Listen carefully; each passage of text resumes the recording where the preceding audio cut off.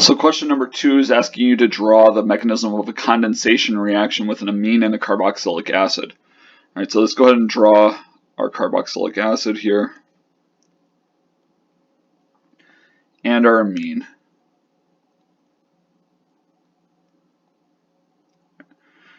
All right, so these are our two reactants. All right, in a condensation reaction, water is going to leave and we're going to make a larger molecule. Another R group here. All right, now in this particular case, I talked about this in class. All right, this reaction is going to be a little different than what you've drawn in organic chemistry. Well, why?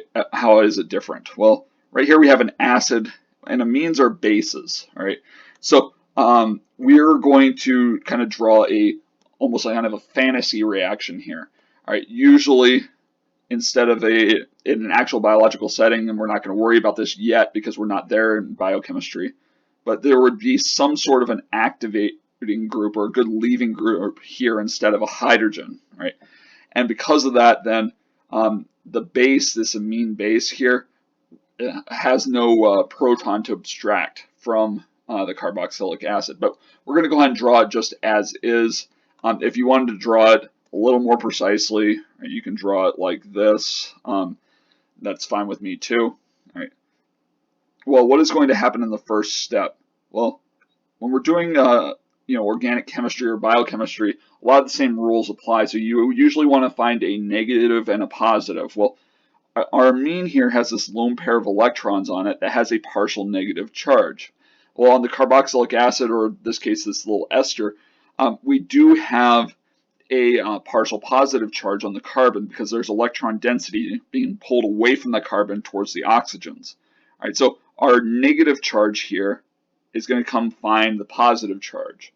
All right, now this is going to create 5 bonds to this carbon, so we need to break the weakest bond. In this case, it'll be the pi bond of the carboxylic acid here. All right, so after we're done with step 1, we have something that looks like this.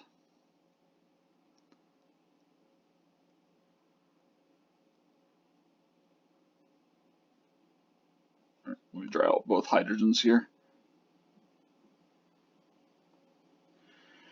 All right, and this nitrogen also has a positive charge to it.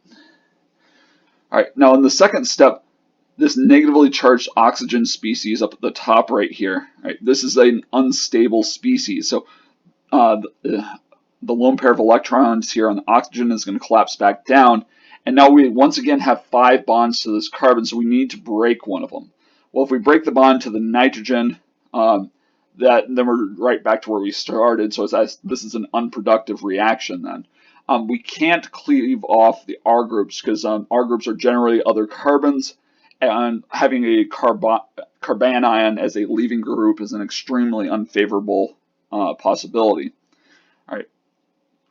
Instead, what we're going to do is we're going to have this oxygen right here.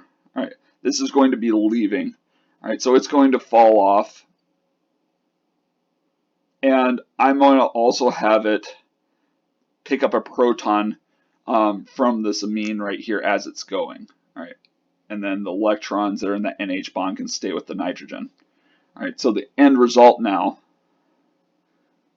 is that we've made an amide bond here. And as our other product,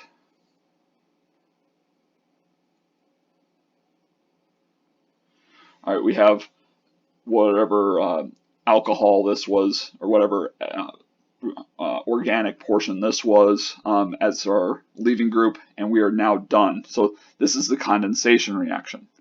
All right, now to do the hydrolysis reaction, we're going to add in water. All right, now once again, we want to ask the question, where's the negative and where's the positive? Well, the negatives are very often lone pairs of electrons, and water has 2 of them. All right, our positive is once again on the carbonyl carbon, and so our lone pair of electrons will attack the carbonyl carbon and will break the pi bond here. All right, and so what are we left with at this stage?